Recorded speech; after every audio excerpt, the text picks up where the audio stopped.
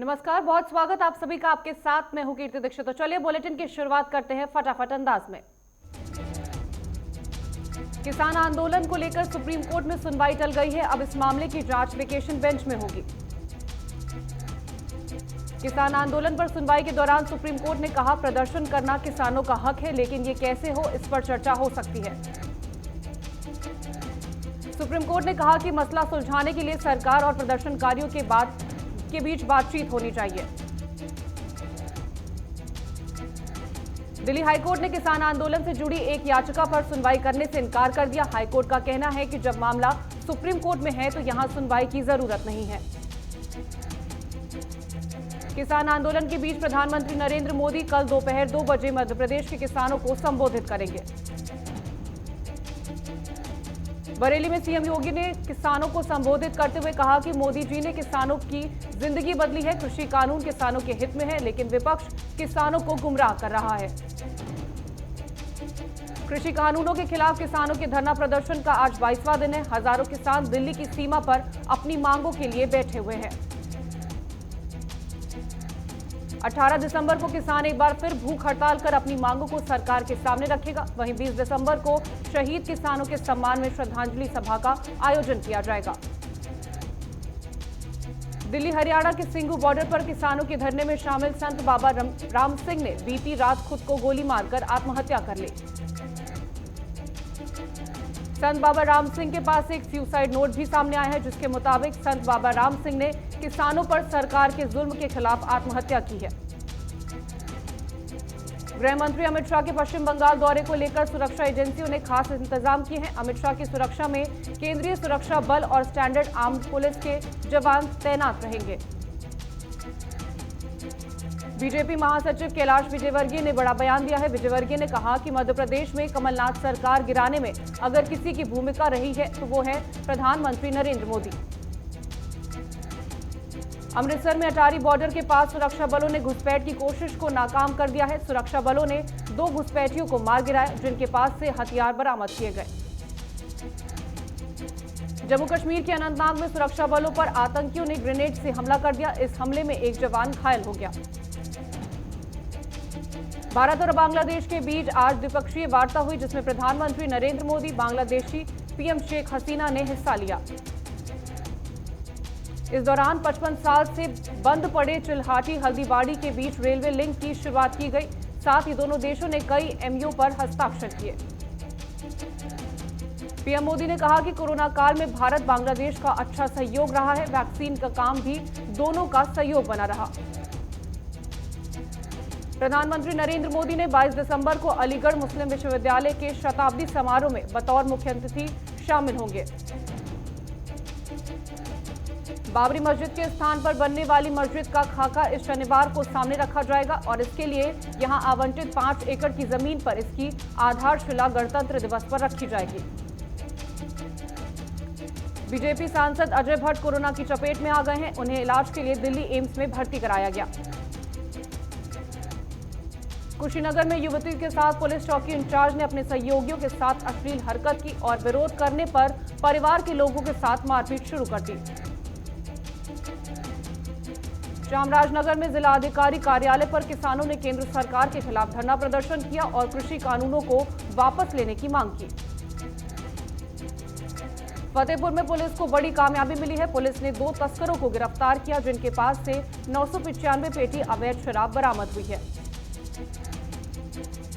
छत्तीसगढ़ सरकार के 2 साल पूरे होने पर विधायक इंद्र शाह मांडवी ने सरकार की उपलब्धियां गिनाई और कहा कि हमारी सरकार ने सभी वर्गों के विकास के लिए कदम उठाए हैं।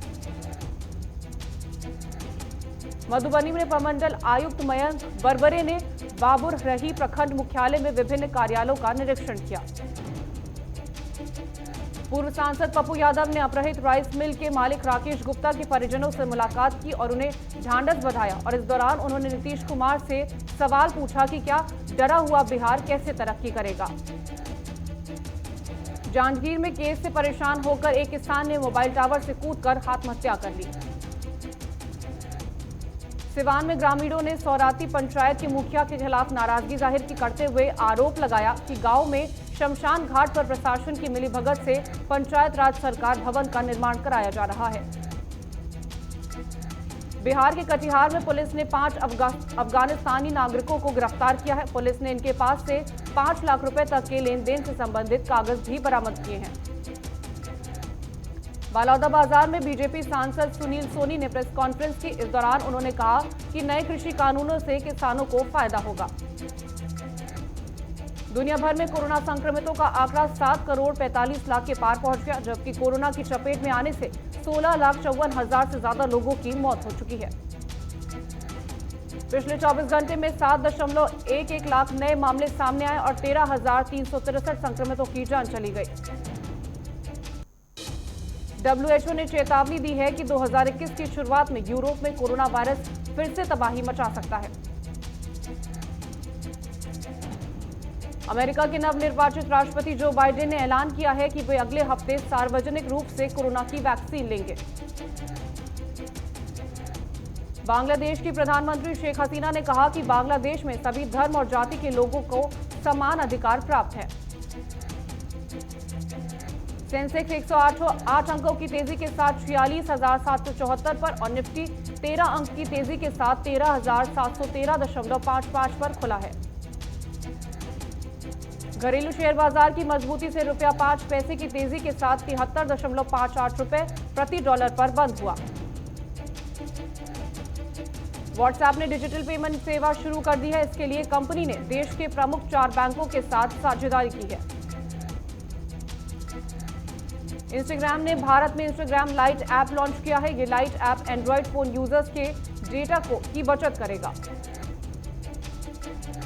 क्रिप्टो करेंसी बिटकॉइन इस साल रिकॉर्ड लेवल पर पहुंच चुका है। इसमें 4.5% की बढ़ोतरी हुई है और इसके साथ ही बिटकॉइन की कीमत 15 लाख रुपए प्रति यूनिट पर पहुंच गई है। सरोज खान की बायोपिक में माधुरी दीक्षित ही सरोज खान की भूमिका निभाएंगी, क्योंकि माधुरी के डांस मूव्स का श्रेय सरोज खान को ही जाता है। कंगना ने ट्विटर पर लिखा कि किसानों को भड़काने वाले प्रियंका चोपड़ा और दिलजीत गायब हो गए हैं, तो उस पर दिलजीत ने फिर से कंगना पर तंज कसते हुए कहा कि कुछ तो शर्म करो। राजकुमार राव की शर्टलेस फोटो पर फैंस फिदा हुए। बधाई दो के लुक के लिए एक्टर जिम में कड़ी मेहनत कर रहे हैं। फिल्म एग्जीबिटर अक्षय राठी ने कहा कि अक्षय कुमार इतने समय में फिल्म भी खत्म कर लेते हैं, जबकि इतने समय में दूसरे कलाकार सिर्फ कुछ स्किल्स ही सीख पाते हैं। पीटा ने एक्टर सोनू सूद और एक्टर श्रद्धा कपूर को 2020 में इंडिया का हॉटेस्ट वेजिटेरियन घोषित किया। बता दें कि यह अवार्ड पीएम मोदी और बिग बी भी जीत चुके हैं। पूर्व बल्लेबाज लक्ष्मण ने कहा कि विराट कोहली को सुधार करने की जरूरत है। वो फील्डिंग सेट करते वक्त थोड़ा सजग रहे और साथ ही टीम में भी लगातार बदलाव करते रहे। पहला टेस्ट मैच में केएल राहुल को प्लेइंग 11 में जगह नहीं मिली और उनकी जगह प्लेइंग 11 में हनुमा विहारी को मौका दिया गया है। विराट कोहली का कहना है कि उनका व्यक्तित्व नए भारत का प्रतिनिधित्व करता है, जहां पर हर कोई चुनौतियों से लड़ना चाहता है और विजयी होना चाहता है। विराट कोहली और उनकी टीम एडिलेड में शुरू होने वाले पहले टेस्ट में ऑस्ट्रेलिया को चुनौती देने के लिए तैयार है, क्योंकि इस मैच में ऑस्ट्रेलियाई टीम के कई खिलाड़ी चोटों की समस्या से जूझ रहे हैं। पूर्व कप्तान मोहम्मद अजहरुद्दीन मेजबान का कहना है कि भारत को एडिलेड में 2 स्पिनर्स के साथ उतरना चाहिए, क्योंकि तीसरे मैच में कोहली के न होने पर मुश्किल हो सकती है।